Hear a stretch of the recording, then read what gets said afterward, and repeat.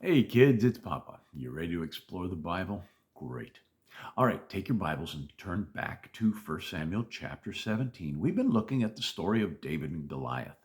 And we told you how that Jesse, David's father, sent him to the battlefront with all of the food and everything that his three sons would need as they were fighting the battle.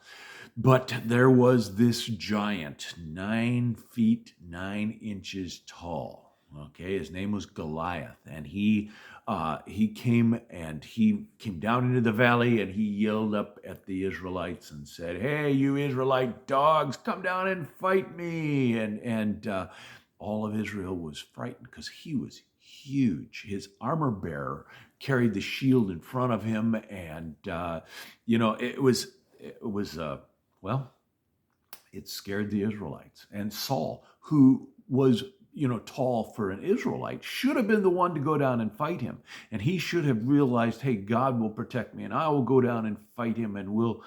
But Saul didn't want to. And maybe it was because in the back of his mind, he knew that God had said he wasn't going to be the king anymore. And so he thought, maybe this is how God is going to kill me. I'm not going anywhere near that guy. Well, David came and he was there and he saw his brothers and they were, I'm sure, happy to get the food.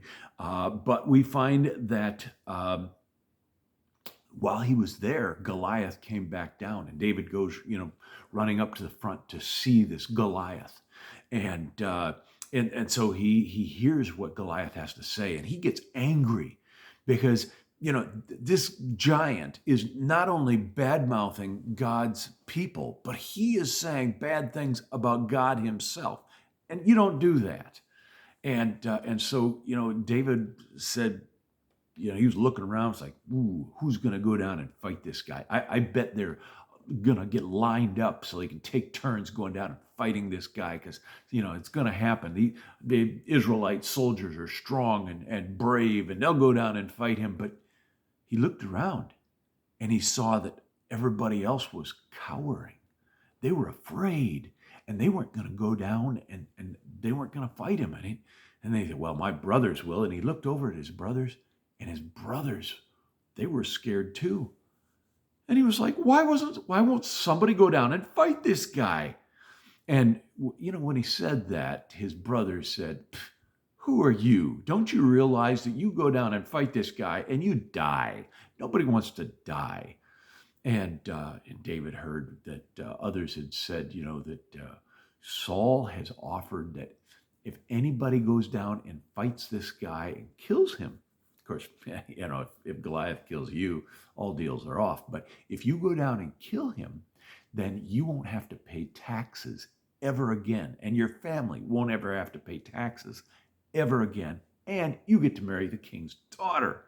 And so, everybody wanted to, but nobody was willing to go down and fight Goliath. And David said, wait a minute, why won't anybody go down and fight this guy? I mean, he has defied our God. Our God is going to kill him. The only question is, who is God going to use to do it? Well, nobody wanted to do it. And, David's brothers said, hey, you little twip, you come out here just to see the battle. And now you're telling us what we ought to do? No, go back to daddy. Well, the news got to Saul that there was somebody that was willing to go down and fight against Goliath. And Saul was thinking, yeah, maybe I can get someone. Yeah, I know they're going to lose. I mean, but at least if they lose, we'll be able to move forward. Because he was thinking, if our army will just get the courage and go down and fight the Philistines, then we'll lose some people to this guy, but eventually he's going to fall and then we can, fight the. And so Saul was thinking all of these things, and besides, I'm sure Saul was embarrassed because Saul should have been the guy to go down and fight this Goliath, but Saul wouldn't do it. But then he hears that there was somebody who was willing and he says, bring him to me. But when they brought David to him, he discovered, whoa, this is my musician. This is my armor bearer. This is the kid that I love, and I don't want him doing it. But At the same time, I'd be willing to sacrifice this kid if it could just get me out of this tight spot with all of these enemies in the army and everybody thinking badly of me. And so, yeah, okay, I'll let him fight. Now, think about that one for a moment. Saul was willing to let David fight, even though Saul knew that he was going to die. Okay? And so he thought, you know what? I'm going to put my armor on David. It's funny. Saul didn't say, let's put someone, put someone's armor on you, someone that would actually fit him. Instead, Saul was huge as well, and so his armor was just all over this guy. I don't know, maybe he was doing that to try and discourage David, but Saul said, well, what makes you think that you can fight him?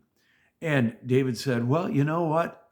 God has given me strength in the past. He'll give me strength in the future. You know what? I was out watching the sheep and a lion came up against me. And you know what? I went out and I killed that lion. And another time a bear came out to take some of my sheep. And I went out and God gave me the strength and I killed that bear. Now think about that one for a moment. God had allowed these bad circumstances in David's life to give him courage for a future circumstance. And God does that occasionally.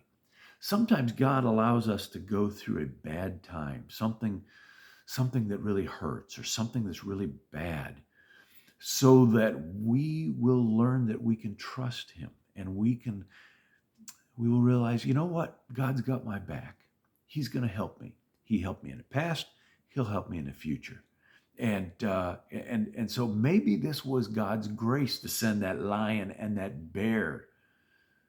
Maybe it was God's love that sent those bad things so that David would have courage when he needed it.